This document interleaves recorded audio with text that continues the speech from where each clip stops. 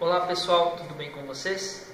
Nesta videoaula nós iremos abordar uma aplicação da álgebra linear e geometria analítica, disciplinas ministradas no curso, sobre um problema de uma ponte treliçada do tipo Parker.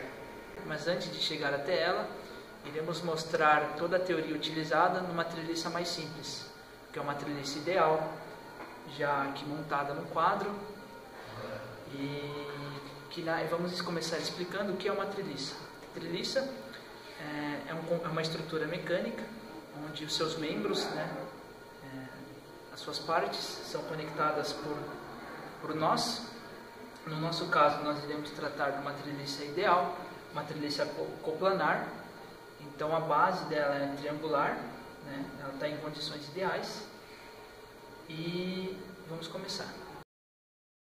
Então a ponte treliçada do tipo Parker irá ser apresentada depois, mas antes nós iremos explicar toda a teoria utilizada, utilizando como base uma treliça do tipo simples, que é a treliça também utilizada lá. Então essa treliça aqui é uma treliça com 3 nós, 3 barras interligadas, formando um triângulo. Partindo dessa treliça simples, nós conseguiremos determinar a força em cima dela. Para isso, precisamos pressupor duas coisas: que os membros e os nós devem ser coplanares e que a força resultante em cada nó tem que ser igual a zero. Então, partindo dos pressupostos já analisados anteriormente, nós iremos verificar a condição de estabilidade dentro da estrutura da treliça. Para isto, iremos considerar as incógnitas x, que é o número de barras, a incógnita r, que são as reações externas dos apoios, e o n, que é o número de nós. Para que a treliça seja estável, o número de barras mais o número de reações tem que ser igual a 2 vezes o número de nós, onde esse 2 vem das forças em x e das forças em y. Nessa treliça, o número de barras é igual a 3 e o número de reações também é igual a 3. Logo, 3 mais 3 é igual a 2 vezes n, que no caso são 3 nós. Então 6 igual a 6, nós estamos lidando com uma treliça estável. Então, o método dos nós consiste em isolar cada nó e tratá-los independentemente. Você tem que isolar a força x e a força y, e ambas têm que ser igual a zero. No sistema linear encontrado, geramos a equação matricial A, x é igual a B, onde A é a matriz de coeficientes que descobrimos a partir da análise da treliça, x é a matriz das forças que queremos descobrir, e B é a matriz dos resultados, que são forças conhecidas do sistema. Para definir se cada barra está em tração ou compressão, primeiro nós definimos a força nas treliças, isso é, a direção da força. Se a direção estiver positiva, significa que a barra está sendo comprimida, como você pode observar no desenho. Se a força estiver negativa, é porque a força está jogando para fora e vai dar tração na barra.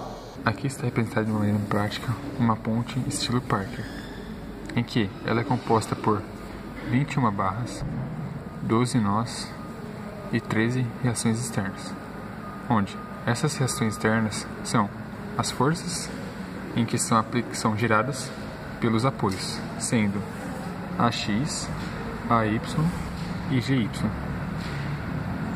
Então, para a gente analisar de forma geral a ponte, é necessário realizar alguns passos importantes no caso.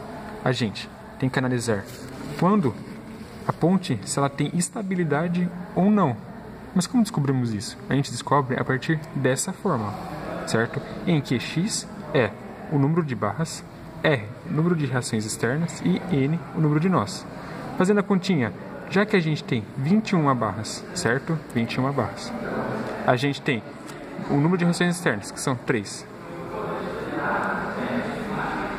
A gente tem 2 vezes o número de nós, que o número de nós são 22. 12, desculpa. 12. Certo?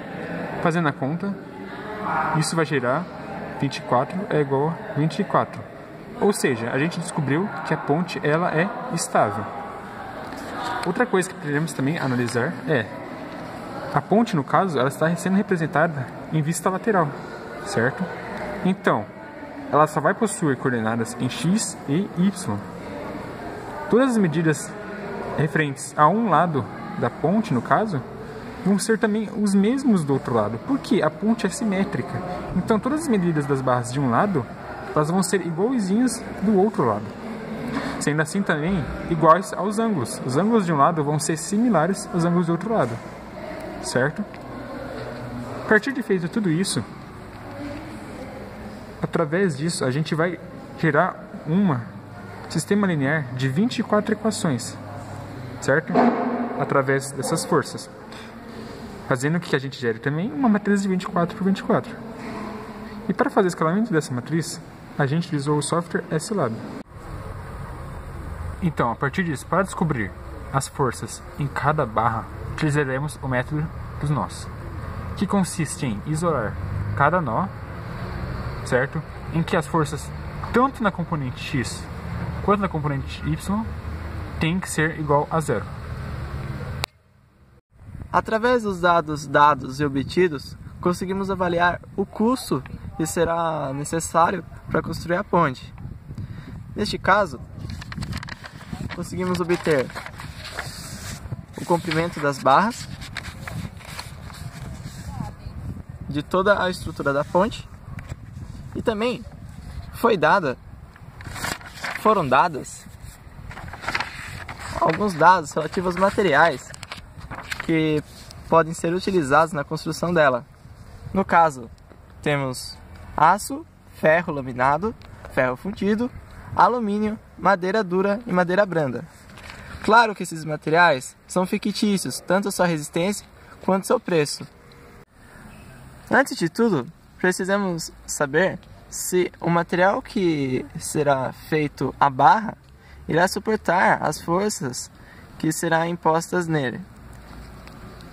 Para fazer isso, basta fazer uma conta bem simples, ou seja, multiplicar o comprimento da barra pela resistência que esse material possui.